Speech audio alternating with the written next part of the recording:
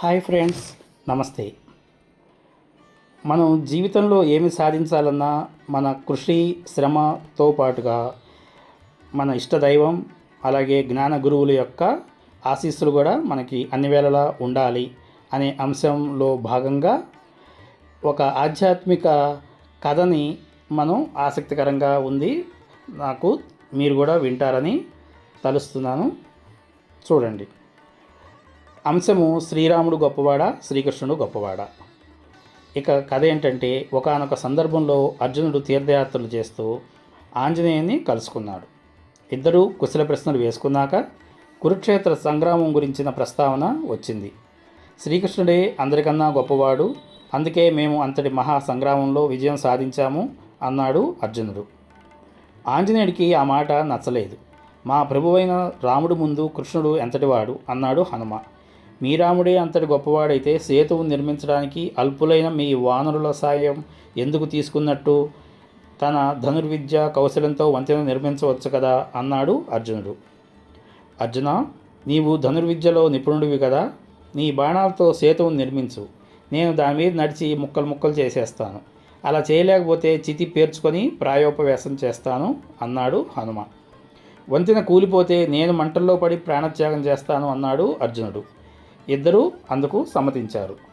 అర్జునుడు కృష్ణ పరమాత్మను తలుచుకొని అప్పటికప్పుడే బాణాలతో వంతెన నిర్మించాడు. హనుమ ఆ వంతెనపై అటు ఇటు నడిచాడు, గంతులు వేశాడు. చివరికి తన బలమంతా ఉపయోగించి కూలగొట్టేందుకు ప్రయత్నించాడు. వంతెన చెక్కు చెదరలేదు. హనుమ తన ఓటమిని అంగీకరిస్తూ పందెం ప్రకారం చితి పేర్చాడు. చితి చుట్టూ 3 మార్లు ప్రదక్షిణ చేసి రాముని తలుచుకొని మంటల్లో దూకపోయాడు. ఆంజనేయుడు వంటి ధీమంతుడి ప్రాణత్యాగానికి తాను కారణం అవుతున్నందుకు ఎంతో బాధపడ్డాడు అర్జునుడు. కృష్ణుని ధ్యానించాడు. ఇంతలో అక్కడికి వయోభారంతో బాగా వంగిపోయి చెవులు సరిగా వినపడక, అడుగులు సరిగా పడక, కళ్ళు సరిగా ఆననంతటి పండు ముదుసలి వచ్చాడు. జరుగుతున్న తతంగానంతటినీ చూశాక, ఏమయ్యా, ఏం జరుగుతోంది ఇక్కడ? ఎందుకు ఈయన ప్రాణత్యాగం చేయాలనుకుంటున్నాడు అని అడిగాడు. ఇద్దరూ తమ తమ ప్రతిజ్ఞలను వివరించారు.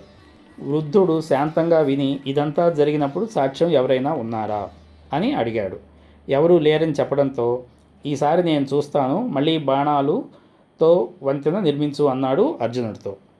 అర్జునుడు మళ్ళీ వంతెన నిర్మించాడు, కానీ కృష్ణుని తలుచుకోలేదు. హనుమంతుడు తన ఆరాధ్య దైవమైన శ్రీరాముని తలుచుకొని ఆ వంతెనపై అడుగు పెట్టగానే అది ఫటఫటమని విరిగి కూలిపోయింది. ఈసారి అర్జునుడు తన ఓటమిని అంగీకరిస్తూ ఆ చితిలో తాను దూకపోయాడు. ఆ వృద్ధుడు ఆంజనేయుడికి శ్రీరాముడిగా, అర్జునుడికి శ్రీకృష్ణుడిగా చిరునవ్వులు చిందిస్తూ కనిపించాడు. ఇద్దరూ భక్తి పారవస్యంతో కనులు మూసుకొని శ్రీకృష్ణ, శ్రీరామ అంటూ ఆ వృద్ధుని కౌగిలించుకున్నారు. కళ్ళు తెరిచేసరికి ఆ వృద్ధుడు లేడక్కడ. అర్జునుడు, హనుమ ఇద్దరూ ఒకరి కౌగిల్లో మరొకరు ఉన్నారు.